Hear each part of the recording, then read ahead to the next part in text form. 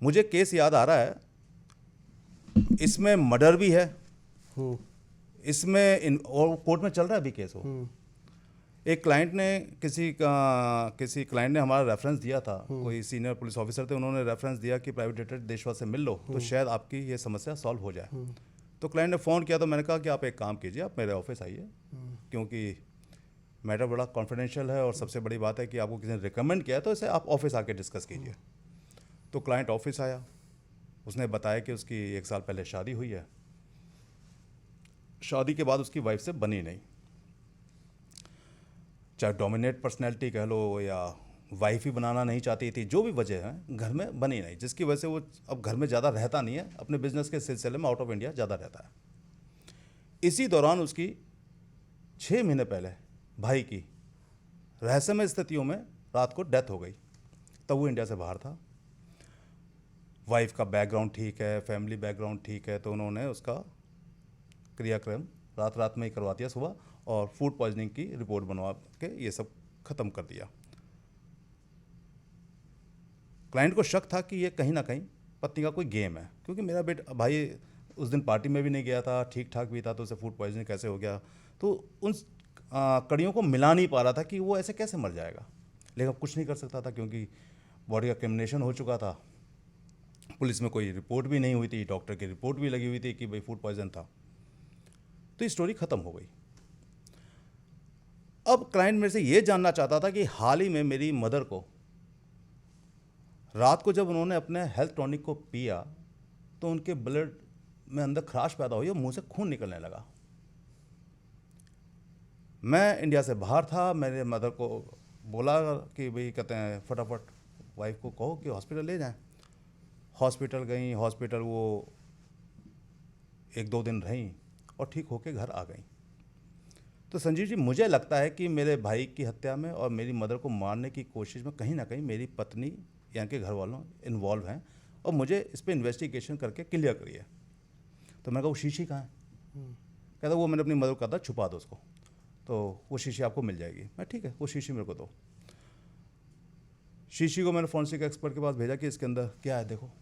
तो उसने कहा कि इसके अंदर पिसा हुआ कांच है, कांच का चूरा है पिसा हुआ।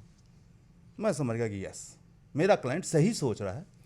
अब इसको हम कैसे इन्वेस्टिगेट करें और कैसे इसके अंदर ये क्लियर करें कि कोर्ट में इस केस को रखना है, सजा करानी है, तो इसके लिए एविडेंसेस चाहिए और सॉलिड एविडेंसेस चाहिए। इन्वेस्टिगेशन स्टार्ट हो गई, लेडी को ऑब्जर्वेशन में रखा, पीछे की जितनी इन्फॉर्मेशन थी शादी से पहले की वो सारी इन्फॉर्मेशन गैदर करनी शुरू करी, किस कॉलेज में थी, उसके कौन दोस्त थे। आजकल सोशल मीडिया पे काफ़ी चीज़ें मिल जाती हैं।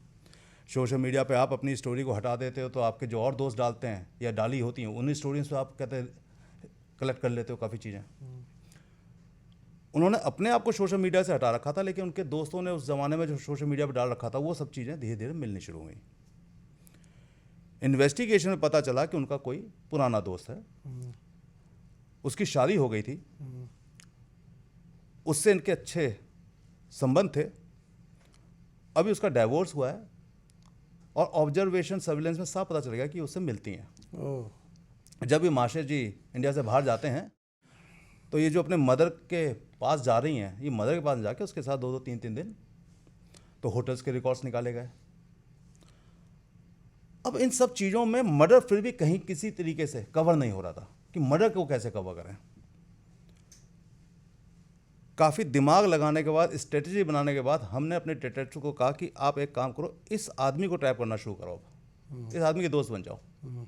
उसके दोस्त बन गए, उसका उठना बैठना शुरू किया, उसके साथ पार्टी में जाना शुरू किया, धीरे धीरे बोलना शुरू किया, क्या हुआ यार तुम शादी नहीं कर रहे हो, डाइवोर्स हो गया तो तुम्हें शादी करनी चाहिए। धीरे धीरे उसने बताना शुरू कर दिया कि मेरे पास है मेरी एक गर्लफ्रेंड, बस जल्दी शादी होने वाली है। धीरे धीरे और खुलता गया। जब वो खुलता गया खाते पीते पार्टीज़ में, तो फिर वो सब रिकॉर्ड इकट्ठे किए जाते रहे ऑडियो वीडियो फॉर्मेट के अंदर।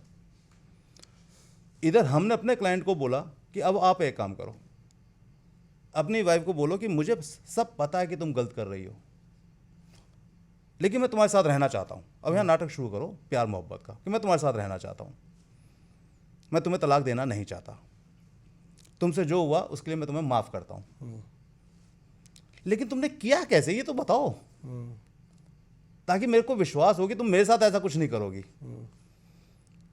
इससे पीछे हमने काफ़ी काम किया, क्लाइंट को कहाँ से घुमाने ले जाए, इंडिया से बाहर ले जाए, धीरे धीरे इसे हम ट्रैप कहते हैं। जो हम ट्रैप कर रहे थे, अब हमारा क्लाइंट ही अपनी वाइफ को ट्रैप कर रहा था।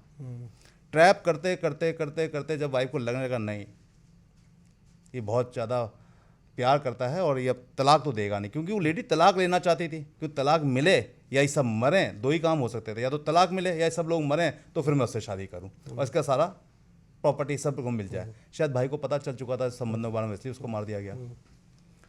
तो लेडी ने बताया, वो भी ऑडियो वीडियो रिकॉर्ड किया गया, मंदिर में बिठा के, अपने घर के मंदिर में लेडी ने बोला कि मेरे से गलतियां हो गई, आप मेरे पे विश्वास नहीं करते थे, एक दिन मुझे गुस्सा आ गया तो मेरा एक स्कूल का दोस्त है उसको मैंने कहा था, तो उसने मुझे कोई पाउडर सा ला के दिया, मुझे नहीं पता था वो कांच है, उसने कहा था इसको मिला देना, वो मम्मी जो आपके हेल्थ टॉनिक पीती हैं रात को। मैंने उसको उसमें मिला दिया था, मुझे नहीं पता था ये सब होना था, मुझे लगा वो धीरे धीरे कोई धीमा जहर होगा, स्लो पॉइजन होगा, धीरे धीरे डेथ होगी, मुझे नहीं पता था कि वो सीधा, अगर मम्मी को मैं उस दिन ना लेके जाती हॉस्पिटल तो वो अंदर तक आंतें फट जाती और उनकी डेथ हो जाती। भाई के साथ क्या हुआ था, वहाँ वो हिचकिचाने लगी, कहती कोई बात नहीं, अब हम लोगों ने ज़िंदगी में साथ जीना है, अगर तुम्हें तलाक लेना है तो मैं तलाक भी दे दूंगा, लेकिन मुझे बता के जाओ।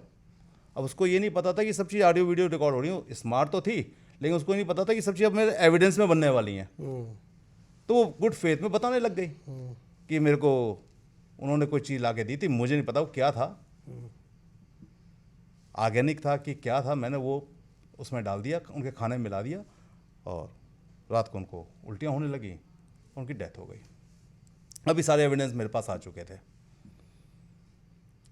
हमने क्लाइंट को कहा कि आपको हम सीडी बना के दे रहे हैं ऑडियो वीडियो की और इसको आप पुलिस के पास ले जाओ। पुलिस, अब लोकली पुलिस लगनी थी, क्योंकि जो केस था जहाँ की जुडिक्शन बनती थी लोकल पुलिस लगनी थी, उसी कहते हैं लेडी के, उनका अच्छा वहाँ पे हिसाब किताब था, पॉलिटिशियन फैमिली भी थी। तो सीडी उठा के एसपी ने बाहर फेंक दी, ये बेकार की चीज़ें हैं, हम नहीं मानते, क्या जासूसी उठा लाया भाई, कोई भी ऐसे बोल देगा। क्लाइंट फिर मेरे पास आया, मैं कोई बात नहीं, आप इस सीडी को और मेरी रिपोर्ट को, वो पहली एक रिपोर्ट लगाई है मैंने अपनी ज़िंदगी के अंदर, मैंने कभी कोई कोर्ट में रिपोर्ट नहीं दी आज तक, क्योंकि कोर्ट में रिपोर्ट देने से हमें क्या क्या प्रॉब्लम्स आई उस रिपोर्ट के बाद मुझे पता चला। तो वो सीडी और रिपोर्ट लेके उन्होंने कोर्ट में एप्लीकेशन लगा दी, कोर्ट से जुडिक्शन आई कि इमीडिएटली आप एफआईआर इस पर लॉन्च करो, उसको लेडी को गिरफ्तार करें। लेडी गिरफ्तार हुई, हमारे पास फ़ोन आने शुरू हो गए, 10 लाख ले लो, 50 लाख रुपए ले लो अपनी रिपोर्ट को। अब ये पॉसिबल नहीं है, ना तो आपका एथिकली पॉसिबल है ना लॉजिकली पॉसिबल है कि आपने जो अपने मुंह से कह दिया, जो रिपोर्ट लगा दी वो ले नहीं सकते, और एथिकल आप ऐसा कर नहीं सकते हो। आपके क्लाइंट ने आपको 10 रुपये भी दिया, कोई 100 रुपये भी दे रहा है तो कोई मतलब नहीं रह जाता। तो मैंने कहा कि आपका फ़ोन आ गया, टेप हो गया, अगर दोबारा फ़ोन आया तो मैं ये रिकॉर्ड भी कोर्ट में लगा दूंगा।